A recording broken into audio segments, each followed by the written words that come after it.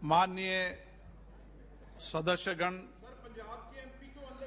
अत्यंत दुख के साथ मुझे आपको सूचित करना है कि जापान के पूर्व प्रधानमंत्री महामहिम श्री शिंजो आबे का निधन 67 वर्ष की आयु में 8 जुलाई 2022 को हो गया है।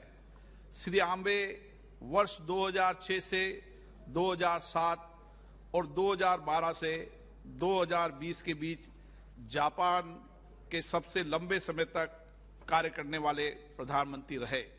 श्री आबे भारत एवं जापान के बीच प्रगाढ़ संबंधों के प्रबल समर्थक थे। उनका मानना था कि एशिया के दोनों लोकतांत्रिक देश स्वाभाविक मित्र हैं तथा दोनों देशों के बीच संबंधों का दायरा अत्यंत व्यापक होना चाहिए। यही कारण था कि उनके नेतृत्व में भारत जापान संबंध आर्थिक साझेदारी एवं सहयोग से आगे बढ़कर एक व्यापक सामरिक साझेदारी के रूप में विकसित हुए, जिसमें औद्योगिक प्रतिस्पर्धा, निवेश संवर्धन, कौशल विकास, डिजिटल साझेदारी, रक्षा व असैन्य परमाणु सहयोग, अंतरिक्ष और साइबर सुरक्षा जैसे क्षेत्रों की एक व्यापक श्रृंखला शामिल है। उनके नेतृत्व में दोनों देशों के बीच राष्ट्रीय महत्व के साथ क्षेत्रीय सुरक्षा भी एक नया बल मिला है। उनके मार्गदर्शन में एशिया प्रशांत क्षेत्र में क्वाड के माध्यम से क्षेत्रीय सुरक्षा फ्रेमवर्क को नया आयाम मिला है।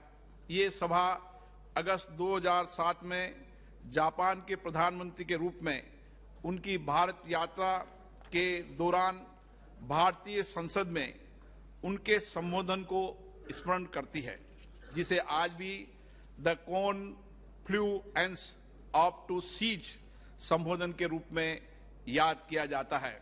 आपने संबोधन में श्री आबे ने कहा था कि भारत जापान संबंध समूचे विश्व में द्विपक्षीय संबंधों के विकास की सर्वाधिक विपुल संभावना से ओतप्रोत है। उनका मानना था कि हमारे द्विपक्षीय संबंध हमारे नागरिकों की नहीं बल्कि पूरी दुनिया के हित में है। श्री आबे को वैश्विक राजनीतिक परिदृश्य तथा तेजी से हो रहे बदलाव की गहरी समझ थी। श्री आबे को सार्वजनिक मामलों के क्षेत्र में उनकी असाधारण सेवा के लिए 2021 में पद्म विभूषण से सम्मानित किया गया। उनके असमय निधन से एक और जहां जापान ने एक महान विजनरी राजनेता खो दिया है, वहीं भारत ने अपना एक सच्चा मित्र खोया है। श्री आबे अपनी आत्मीयता, बुद्धिमत्ता, व्यक्तित्व की गंभीरता, सादगी तथा अपनी राजनीतिक सूझबूझ के लिए सदैव याद किए जाएंगे। ये सभा श्री शिंजो आबे के निधन पर शोक व्यक्त करती है और इस दुख की घड़ी में उनके परिवार, सरकार और जापान के लोगों के प्रति अपनी गहरी संवेदना व्यक्त करती है। महामहिम सदस्यगण, मुझे संयुक्त अरब अमीरात के राष्ट्रपति और अबू धाबी के शासक महामहिम शेख खलीफा बिन जायद अल नयान के 13 मई 2022 को हुए निधन के बारे में सभा को सूचित करना है। महामहिम शेख खलीफा को संयुक्त अरब अमीरात के विकास और उनके नेतृत्व में भारत संयुक्त अरब अमीरात द्विपक्षीय संबंधों को सुदृढ़ बनाने में उनके योगदान के लिए सदैव याद किया जाएगा। उन्होंने संयुक्त अरब अमीरात में बसे विशाल भारतीय समुदाय के हितों का संरक्षण किया। इसी कारण उन्हें वहां निवास कर रहे भारतीय समुदाय का भरपूर आदर और सम्मान मिला है।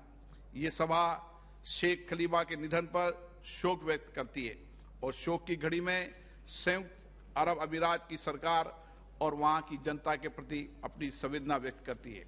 माननीय सदस्यगण, मुझे अत्यंत दुख के साथ केन्या के राष्ट्रपति श्री मवाई किबाकी के दुखद निधन के बारे में सूचित करना है। भारत श्री किबाकी को एक ऐसे महान राजनेता के रूप में याद करता है जिन्होंने भारत केन्या संबंधों को और घनिष्ठ और मैत्रीपूर्ण बनाने में सही योगदान दिया। हम वर्ष 2008 और 2011 के भारत अफ्रीका फोरम शिखर सम्मेलनों में उनकी सक्रिय भागीदारी को भावुकता के साथ याद करते हैं। ये सभा श्री मवाई किबागी के निधन पर शोक व्यक्त करती है और केन्या गणराज्य की सरकार और वहां की जनता के प्रति अपनी गहरी संवेदना व्यक्त करती है। माननीय सदस्यगण, मुझे सभा को हमारे 8 पूर्व साथियों के दुखद निधन के बारे में भी सूचित करना है। श्री रविंद्र कुमार राणा बिहार के खगड़िया संसदीय क्षेत्र से 14वीं लोकसभा के सदस्य थे। श्री राणा विभिन्न संसदीय समितियों के सदस्य के रूप में तथा 2 कार्यकाल तक के लिए बिहार विधानसभा के सदस्य भी रहे। श्री रविंद्र कुमार राणा का निधन 75 वर्ष की आयु में 23 मार्च 2022 को नई दिल्ली में हुआ। श्री टी बशीर केरल के चिरा इंकिल संसदीय निर्वाचन क्षेत्र से 8वीं और 9वीं लोकसभा के सदस्य थे। श्री बशीर विभिन्न संसदीय समिति को सदस्य थे। वे 1977 से 1984 तक राज्यसभा के सदस्य भी रहे। उन्होंने केरल विधानसभा के सदस्य के रूप में भी कार्य किया। श्री टी बशीर का निधन 77 वर्ष की आयु में 25 मार्च 2022 को तिरुवनंतपुरम में हुआ। श्री नवल किशोर राय बिहार के सीतामढ़ी संसदीय निर्वाचन क्षेत्र से 10वीं, 11वीं और 13वीं लोकसभा के सदस्य थे। श्री राय विभिन्न संसदीय समितियों के सदस्य रहे। श्री नवल किशोर राय का निधन 62 वर्ष की आयु में 16 अप्रैल 2022 को गाजियाबाद में हुआ। श्री सुखराम हिमाचल प्रदेश के मंडी संसदीय निर्वाचन क्षेत्र से 8वीं, 10वीं और 11वीं लोकसभा के सदस्य थे।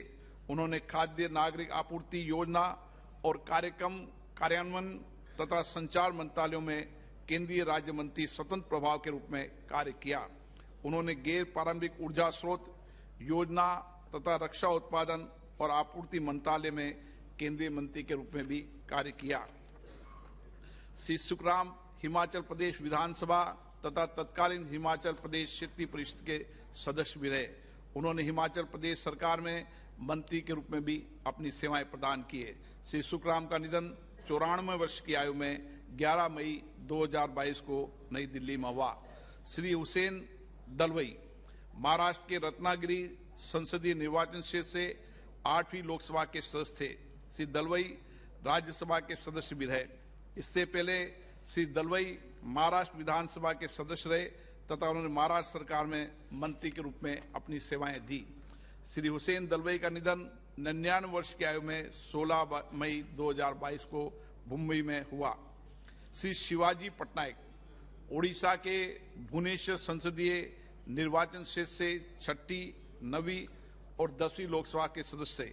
श्री पटनायक विभिन्न संसदीय समितियों के सदस्य रहे। श्री शिवाजी पटनायक का निधन 90 वर्ष की आयु में 23 मई 2022 को भुवनेश्वर में हुआ। श्री चक्रधारी सिंह अविभाजित मध्य प्रदेश अब छत्तीसगढ़ के सरगुजा संसदीय निर्वाचन क्षेत्र से 7वीं लोकसभा के सदस्य थे। श्री चक्रधारी सिंह का निधन 83 वर्ष की आयु में 31 मई 2022 को छत्तीसगढ़ के अंबिकापुर में हुआ। श्री हरिवंश साय उत्तर प्रदेश के सलेमपुर संसदीय निर्वाचन क्षेत्र से 11वीं लोकसभा के सदस्य थे।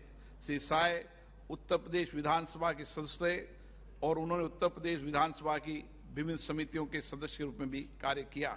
श्री हरिवंश साय का निधन 82 वर्ष की आयु में 9 जून 2022 को नोएडा गौतम बुद्ध नगर में हुआ। हम अपने पूर्व साथियों के निधन पर गहरा शोक व्यक्त करते हैं। ये सभा शोक संतप्त परिवारों के प्रति अपनी संवेदना व्यक्त करती है। अब ये सभा दिवंगत सम्मान आत्माओं के सम्मान में कुछ देर मौन रहेगी।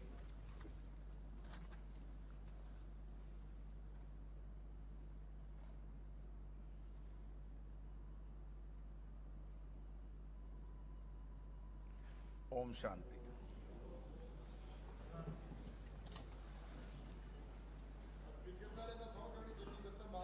एक मिनट।